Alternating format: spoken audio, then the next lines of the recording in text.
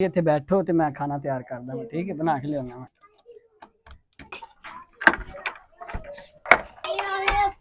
वालेकुम सलाम। ऐसा रहा दिन अज दा। आजो बह जाओ उत्थे।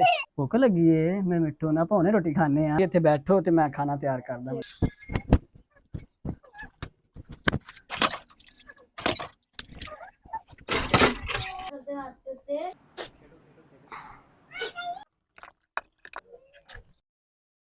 चलो मैं खाना लैके आउण लगा। किन्नू बहुती भुख लगी सब तो? बिलाल, आ जाओ उमर भाई, आ जाओ अंदर। बैठो बैठो बैठो बैठो बैठो। की पकाया है? ऐ रोटी खाते हो? क्यों ठीक नहीं की?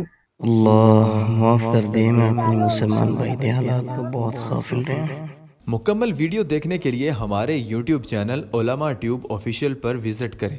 न सिर्फ ये बल्कि इस तरह की दिलचस्प स्टोरियां भी आप वहां पर देख सकते हैं।